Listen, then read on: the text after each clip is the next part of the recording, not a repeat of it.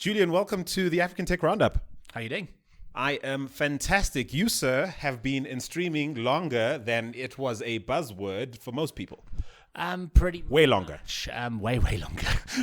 way longer. I think I first did my first stream probably, and I'm guessing here, I think it was either 2006 or 2007 at the South African Music Awards at Sun City. I used an app called Quick, which had just launched worldwide, QIK, on the Nokia N91. And I live streamed to 6 people backstage at the Sstreamm. And I'm trying to remember who the first person I interviewed was. He won Best Afrikaans Album, and I can't remember who it was, to be perfectly honest. And then, 13 years later, however long that is now, over 1 million people have watched the content that I've produced at the Sstreamm or been part of at the Sstreamm over the last however many years. That is insane. What were you onto then in terms of the potential of this new technology that other people just was totally, not open to? You know what? We had been, I used to run a portal called Entertainment Africa. I don't know if you remember it, back in the early 2000s. No, not quite. Yeah, the concept of it was a centralized portal for African music and entertainment content. And one of the first, the company I was working with back then was a company called Presence, who were really at the forefront of creating digital Mobi sites websites in those days for artists. We did RobbieWilliams.co.za, EMImusic.co.za. We did all of these really cool things for the record labels back in the day. And we kind of were at the forefront of creating this whole content revolution within the South African market space. It was with a friend of mine, Tim Bishop, who was kind of a real kind of evangelist back in those days in the web space. And essentially we started this and we built the system for the Sstreamm, for judging, and it was kind of like, I was sitting there going, there was all this content, but nobody was getting to be part of it while I was there. So I was like, I want people to see what I'm seeing. And I was like, how do we do this? And even YouTube back then, I think it was still like kind of a novelty. It wasn't like a big thing. So I was like, well, you know what? I'm just going to do something. And literally, I had a Nokia and I was using an N91 back then, I think it was. And I found this app and I thought, okay, well, I'm just going to go live. Nobody knows who I am, but I'm just going to do it. I was backstage. We were doing some production stuff and we went live and 6 people watched. And I kind of thought, okay, this is a start of something. Did a little bit more. By the end of the weekend, I think we maybe had 1,000 views over the Sstreamm of the content that I did backstage. But I was like, this is something. And I started doing this at Entertainment Africa. We used to have a little weekly vlog, and this was back then, of the album of the week and this kind of stuff. A friend of mine, Ash, and I used to go back onto the balcony and just do this little video blog every day onto Entertainment Africa. And that's kind of where it started. And the biggest one we did was with MTN, Sstreamm, I can't remember which one it was. I think it was 17 or 18. The last one that the MTN sponsored, where we did over 1 million views. We created 13 mobile channels for MTN around the Sstreamm. So now tell me, what's the interaction, at least in the mind of someone like you executing on a project like that, in terms of the importance of people watching this live and people watching it on demand later? Yeah. What's your approach to and what's more important in this context? So one thing to remember with VOD content, on-demand content, it needs to be short and bite-sized and straight to the point. You must remember, obviously, we're still very much a data-centric country, and people want to just get to the point, watch it quickly, and move on to the next thing because they don't want to use as much data as possible.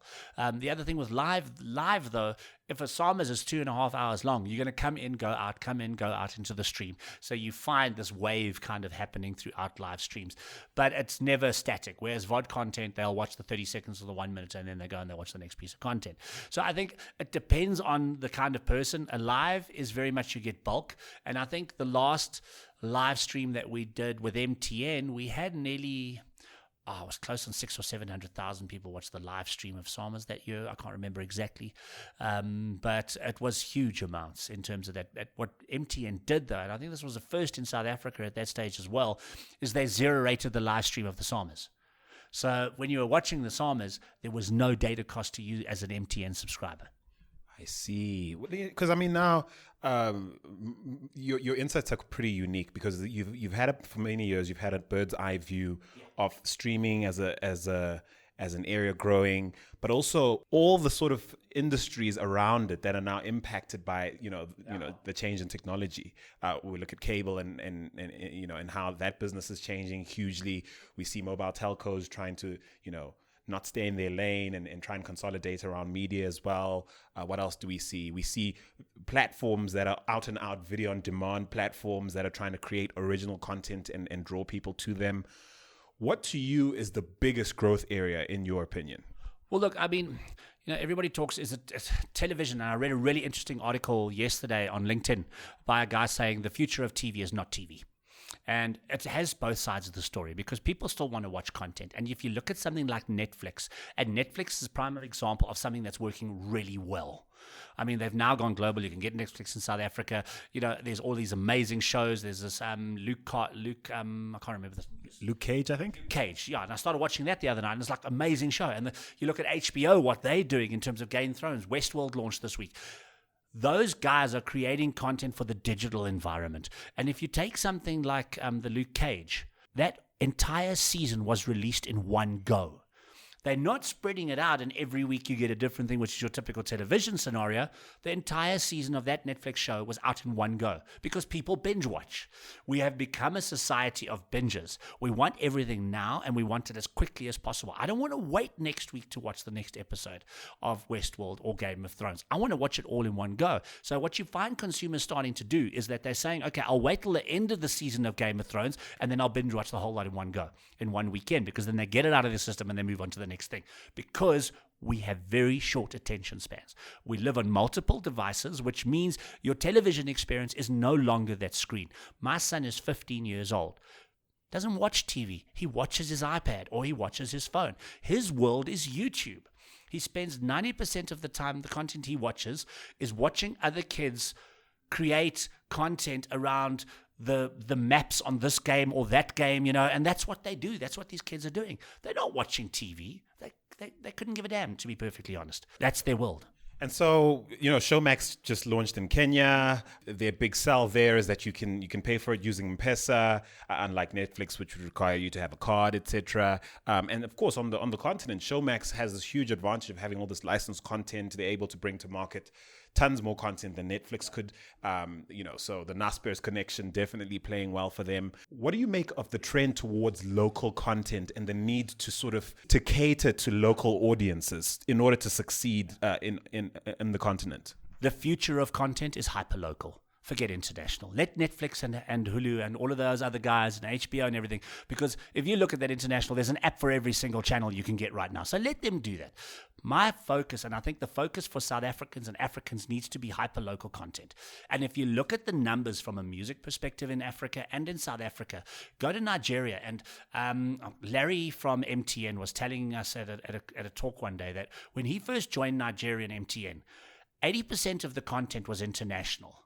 Within 2 years, that had swapped around 360 to 80% of the content being bought was local Nigerian content, which shows you the mindset shift that's already starting to happen from an African perspective.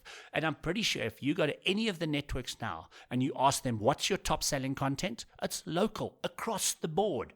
There is it's a given. And even if you look at ringback tones on MTN and that kind of thing, the numbers are huge. I mean, guys, and it's all local content. So you have to hyper local content. You've got to create content for, one, your community. I think community television is something that we haven't even touched on really in this country, specifically on mobile. Because honestly, we provide mobile content to 3 of the major mobile networks, to Vodacom, to MTN, and to Cell C.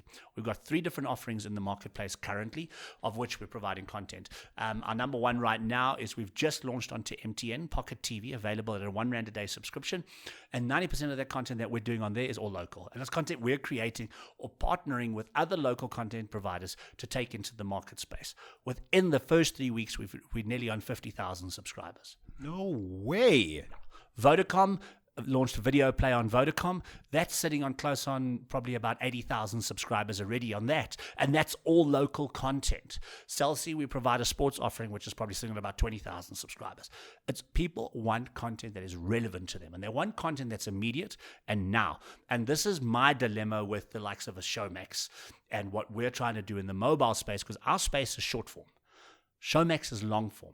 But I'm pretty sure if you speak to any of the major media companies, where's their focus right now? On short form.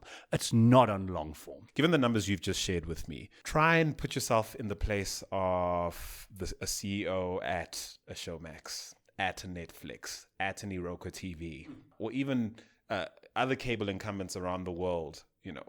What would you be worrying about, or what would you be putting your team or your development team, your research and development team on in order to make sure you don't miss the next boat? I would just have people on the ground in the communities. There was a great project that I worked on a couple of months ago with the guys from Connect Up in Pretoria called Wi-Fi TV. They had crews literally in the townships filming every single day. The content is not relevant to me. It means absolutely nothing to me. But to the person living in the township, that content became highly relevant.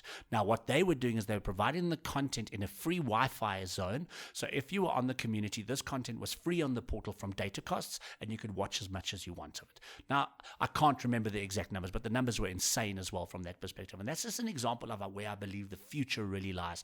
And that's why I was talking about community.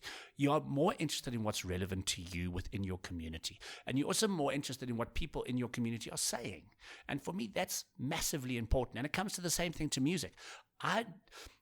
10 years ago, I was buying every international album, and you kind of were just like, yeah, I'll buy the new U2, I'll buy this. Now, I buy the Short Straw, I buy the MT, I buy the Mafiki Zolo, I'll buy the albums that are a part of my community because it's relevant to me. They're telling a story that is relevant to me as a South African or relevant to me as an African. Ali Kiba is another prime example of somebody who's exploding within the African marketplace, and there's an incredible talent. And I mean, if you speak to the guys at Rockstar, they'll just tell you that he drops a video, 3 million views on day one. It's like, that's the kind of numbers you normally associate with the international artists, but we're getting it here. Why? Because consumers are interested in local. And I think that has to be key. I think from a major media company, if you're not focusing on local, you will be dead in the water within 5 years, in my personal opinion. I had a conversation with Tetonyati some months ago, and he indicated to me that one of the challenges as an executive that he faces really around a lot of the changes that are coming is creating a sustainable model around the zero rating that needs to occur for streaming to become to deliver this content to people in a way that they can afford. Okay, so simple solution, and maybe it's not a simple solution. I don't run a mobile network, so probably not the right person, but the concept of you buy data to what? To go into Facebook and everything. So why don't you buy video data? I'm sure that you can buy bundles of video data, and compression technology these days compared to what it was even a year ago, where you looked at a 1 hour movie or a 2 hour movie was about 700 meg. You can compress that down to 200 to 300 meg now, utilizing the latest compression technologies out there. And a 3-minute video, you can get down to like a meg, 2 meg. Now, if you're watching 10 of those, that's 30 meg. What's 30 meg on your data? Not a lot, and especially from a streaming, because remember what we do is we do a handshake with the device. We see what device it is. We see what video player you're using, and we deliver the appropriate sized byte content to your device. So I'm not sending you a full 1080p or 4K video to your little BlackBerry and sucking up all your bandwidth. I'm sending you a 240p video to your phone because that's what your phone can handle. So I think that becomes important. So I think the networks, I can't give away too much, but I know that the guys are working on different projects across the board, and I'm sure it's across all the networks, of where they're coming up with these sustainable business models for video streaming. Because let's be honest, video is the way to go. It's a two-way interaction. There's a lot more that you can get out of a video. I mean, I'm playing a lot in the VR space at the moment, as obviously we've been playing together. And I mean, just in that space alone, I'm just seeing the reaction, even from the Samsungs of South Africa, when they see that VR content, they go, wow, you guys are doing some amazing stuff. It's a whole new world, and it takes it to another world. And I think the content creators, one, they have more opportunity to make money in the mobile space than what they do in the television space. Remember, the other thing about mobile, I don't have to go make 13 episodes of a show. I give you one, we see what the reaction is, and we try another one, and then we try another one, which is, I mean, if you look at it in terms of what you guys are doing as well, we did a pilot. The pilot was received really well. We did a second episode. That was received very well, and so we build it. But I'm not having to fork out millions of rands to create this content. And if you look at what's happening in the rest of the world, vlogging is the next big thing. Guys in the States have got bigger billboards than movies, and they're vloggers.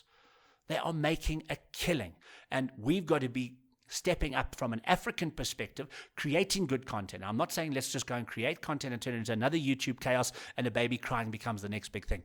No, I'm not saying that. I think we need to be intelligent. We need to set up tools for content makers and forums or whatever it is. I mean, we're working on, and that's one of the nice things in terms of what we're trying to do at Sstreamm.Digital, is we're working with brands to create content offerings for brands. So you're finding ways now for them to communicate to their customer and also to their internal staff utilizing video, because literacy is still a big problem. So video can combat that in a big way. So we need to look at all these kind of things, and it's from an education, entertainment, edutainment perspective, from a video perspective. And that's where I think video is going to change everything.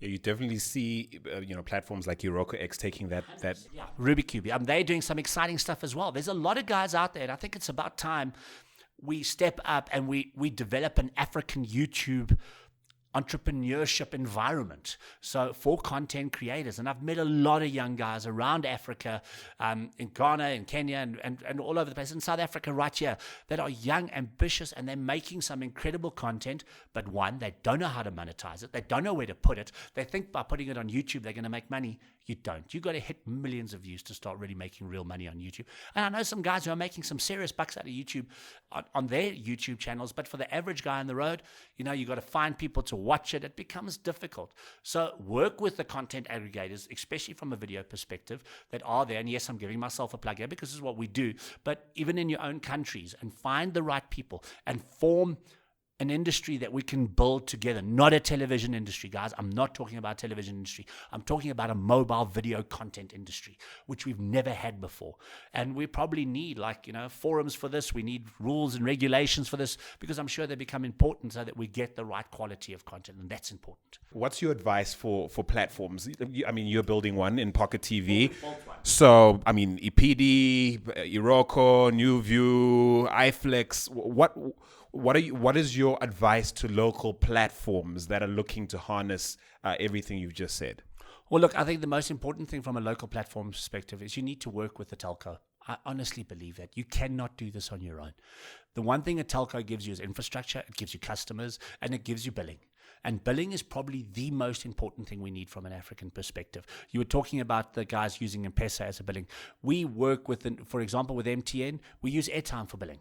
So you need credit cards, PayPal in an African situation is not the way to go. But so it's about finding ways to reduce the friction 100%. for the consumer. 100%. And there's a great billing engine that I'm loving at the moment. I know it's not video, but it's just WeChat's whole new wallet that they've launched. And they reward you for buying and this kind of thing. And all of a sudden you're using SnapScan as your actual no cash needed. It's just that kind of concept, making it easier for people to buy things or to engage in things or to subscribe to things, has to be the way to go.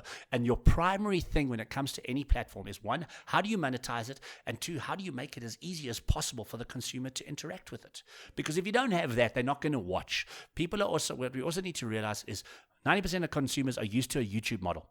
Click, see what's similar, etc., and watch the next video. And that's just the way it is. So we need to work within that environment, but create innovative, and then that's when it becomes about the content. You can have as many platforms, and I think that within the next 5 years, platforms will become ubiquitous because there will be millions, and it's not going to be about the platform. And where the power is going back to, and I really, really believe this, the power is going back to the content owner. Cable, the cable networks, they're in trouble. So DSTV and your buddies around the world, you need to figure something out. Then there's obviously the massive long form VOD platforms, the Netflix, the Showmaxes in our context. I guess Iroko TV would fit there, and they come with a totally different model that requires licensing long form content, a significant amount of it often overseas content, as well as finding some of the best stuff locally, as well as making some of the best stuff locally, which is a complex and difficult process, but it must be done. And they obviously, the likes of Iroko TV are winning in some respect. Then there's this new wave that I'm really hearing you push in a much bigger way, which is being spurred by mobile, towards short form content and towards creating platforms and harnessing all the talent that's kind of just floating around, not sure how to monetize, not sure how to make it happen. speak directly now to a creator, a content creator, who's with the potential to create in any one of these environments, and speak to how they need to go about, or what they should go about. What should they concentrate on, and why? I think first and foremost, you need the tools, because if you don't have the tools, you can't create the content. And I think it's very important that you utilize the tools that you have at your disposal. If that's a mobile phone, use it, and use it to the best of ability. But make sure that when you're shooting content for mobile, also realize the screen that you're producing for. You must understand this is not a television, a 60-inch television, etc. You're literally sitting with the screen that's maybe the size of your palm of your hand. So your content needs to fit in comfortably within that screen, and it needs to be easy to watch. And I think that's key, and as one thing I always used to say, watching a Y50 on a television and watching it on a mobile phone is not the same experience. I'm not going to see those beautiful shots of Hawaii on my phone the way I'm going to see it on a UHD 60-inch plasma or whatever it is television. I'm going to see a very different experience, and it's not going to be the same. So when you're creating content for mobile, realize your environment. And I think that's very, very key to guys as well. And be straight to the point. The days of having a 30-second intro, go away. 1 to 2 seconds. If you do not capture your consumer within your first 10 seconds of your piece of content, they will click on. Realize that the consumer of today is bored. They want instant gratification. They're not prepared to wait. If you don't capture them within the first 10 seconds, they will move on. And that is vitally important in any piece of content that you create. And I think that's probably the most important lesson I can say to any content creator. Get to your point and make your story interesting for the device that you're aiming at. So I think that's vitally important. Long form content in this environment, in my opinion, do you have time to watch a 20-minute clip on your mobile? No. No, we want to watch something that's up to 3 minutes so that we can move on to the next thing. You're sitting and waiting for a meeting. Cool, let me go quickly check out the latest sports news, I think that's where the likes of a Naspers and MultiChoice will always succeed, because they've got the rights to the Premier League, etc., etc. And that's the type of long-form content we're always going to watch. I'm always going to watch my favorite football team. I'm always going to watch the Springboks or the cricket or the Bafana. I'm always going to watch that content because it's relevant to this country, but it's going to be a 2-hour game, and so be it. We accept that kind of stuff. And your big-time television is your Game of Thrones, your HBOs, your Netflixes, and let them do what they do well. And I do believe there will be a Netflix South Africa kind of popping up out of this all. I'm not saying they're called Netflix, but do you understand? You know what I'm saying? The equivalent of a Netflix. Showmax hopes they're that. Well, if Showmax is it, then good. But I want to see content, the quality of Netflix from Showmax when they produce local. I want to see the Stranger Things. I want to see the Game of Thrones. And I know it's African, and I want it local, and I want it important to me. And look, MultiChoice and Mnet have put up some great shows over the years, and shows that I've been hooked on myself. So I hope they get that right. But I think they need to find the balance, because I think the one thing is we're not a first world continent in terms of technology and television. We don't have Wi-Fi everywhere and cable the way that they do in the States. We have mobile phones. This device is the device of choice for probably 90% of the consumers in Africa. You're not going to watch a movie on your mobile. If you are, let's create a new format. The 10-minute movie. And it's something we've actually been working on, is the concept of creating the 10-minute movie. Yeah, BuzzFeed is awesome with their series, the series they create, and the cult followings they build around them. So 100%. And that's one of the things, me personally, is one of the big drivers for me over the next 5 years, is to create this content hub for these kind of things to happen. I want to become that kind of new breed of Netflix in short form for the African market space, but short form. That is what I believe in, is 100%. Long form, I don't have budget for that. Let's put it honestly. We don't have budget for long form. We're about short form content. We're about getting a message and creating hyper local content that's relevant to the guy in the street. If it's not relevant to him, he will not watch it. So tell me about PockitTV now, in terms of practically how. Let's talk about how I access it, how I access that content if I'm a user, and how I get my content on the platform if I'm a creator. Okay, so as a user, you log on to MTN Play, And we've got 2 channels up there currently, which is PockitTV and All Sports, which is our sports news service. And effectively, you click on the button that says, would you like to subscribe at R1 a day? It's a double opt-in as per all the normal ICASA regulations and everything that you have to do. The person subscribes and they watch the content. It's that simple. We are looking at prepaid. We're looking at bundled deals with data going forward. It was our first month to test out how the service was going. And as I said earlier, we're overwhelmed by the response to the service, which just means that the market is looking for something. And we haven't even launched our main content offering. So what I am saying to guys out there that have got content, chat to us. Come drop me a mail, Julian@PockitTV.mobi. Chat to me if you have content. Let's look at ways that we can monetize your content and we can create a platform for Africa. I was asked 10 years ago at a chat in Nairobi, what was my dream? And my dream is to create a YouTube for Africa. That's what I want. My ultimate goal is to have a piece of my content play on every single mobile phone in Africa. If I can do that, thank you very much. I'll be on the island. You can catch me with my long margarita and I'll be chilling. So that is the real key. And make relevant content, guys. Don't just, it's you and your buddy, like, there's all those like kind of things where the guy's just like, hey, wow, I'm like so cool. Like, no. Really make stuff that makes, you look at the stuff that's like happening on Fees Must Fall. Everybody has a message. Well, make that message. Let's launch a Fees Must Fall channel that is relevant, that is talking to what the real problems in education in this country are. And maybe, actually, it's not a damn bad idea, actually, is that maybe we need to set something up like that. Let's create a Fees Must Fall channel where we talk about what's actually important and not go and destroy the libraries. And I understand why people are doing this. I understand the anger and the frustrations, and I see both sides of the story. And I think both sides have a story to make. And yes, there's looters in this, but people are angry, and we have a right to be angry in this country. And unfortunately, anger takes its form in so many different ways. But maybe we should take that form in video, and maybe we should be making a message and making a story out there that will be the future of what our children, my 15-year-old son, in 5 years' time, when he decides to go to varsity, he can go to a varsity with pride, and who knows, maybe it will be free education, but it'll be free education with the meaning.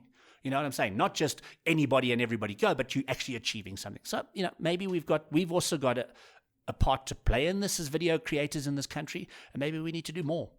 And so tell me what's the model around monetizing for the creator? So from a creator perspective, we have a revenue share model, and it's a straight revenue share model. So you provide us with your content, and based on what the content is, it's kind of a pay-per-view. So if somebody watches your video, we pay you some money.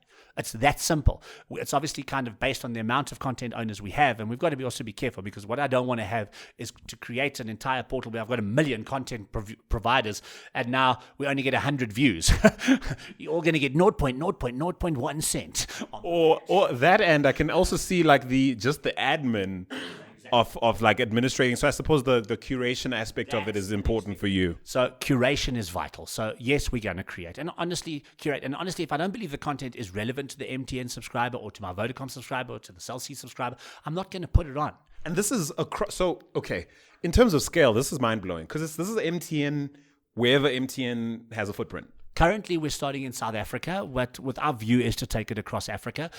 We're working with some brands. I can't tell you today, but maybe next week I can finally unveil it. We are launching a major brand mobile TV channel in the next couple of weeks, which we're really excited about, and our aim is to take that across Africa, it's focused on short form content. So yeah, I mean, our plan is to go across Africa. We currently provide content not on our platform, but into Vodacom Video Play's platform, where we're providing them some content. As I said, we've got content on various networks, and most of the content we provide is customized for the network and to what their requirements are. I mean, having had the chats with a lot of the mobile telcos that are like dabbling in the space on the continent, I won't name names. I have to say, many of them are taking the traditional approach to creating content. And if they're listening now, they're probably rethinking some of their ideas, because you might just outstrip them by scaling fast, by scaling quickly and reaching places they might not, because they've bogged themselves down with old models.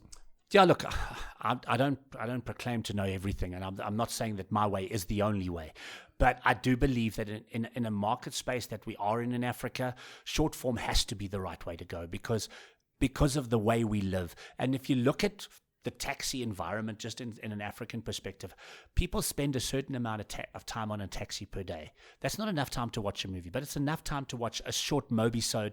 Now, if you let's take a show like Generations. If all of a sudden Generations became a 10-minute show as opposed to a 1-hour show, you could still get the same story across in those 10 minutes that you normally took to do an hour, and your budget cost would come right down. So think of it that way. I think we've got to think out of the box. If we're going to make this work, and to all those telco heads, hey, you want to chat to me? I'm available anytime. I'll even give you my cell phone number.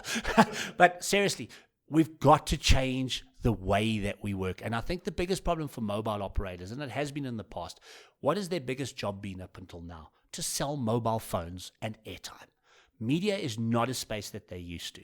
So my advice to telcos is work with guys that understand the space. They want to build something. And leverage your scale and access to the market. Exactly. You guys sell phones, you guys sell airtime. These guys sell media. Let them help you build. Because my honest opinion, the next big thing is not a NASPAS. It's a mobile operator in the media space, because they own that customer. And they own that customer from a billing perspective, and they own them from their handset perspective. Because the one thing we do, and I don't know how much they do it in the rest of the world, but when you buy a contract, you get a phone with it, so they own you. That mobile operator owns you. So therefore, why not own them from a content perspective? And I think, it's a very, very... How many mobile customers are there in Africa? I mean, if you look across all the networks, probably about 600 million actual customers in the African market. You get 1% of that engaging in your video content, I'm pretty sure you're bigger than Showmax. Wow, fantastic. Well, this has been an awesome chat. Thank you so much, Jules, as I call you.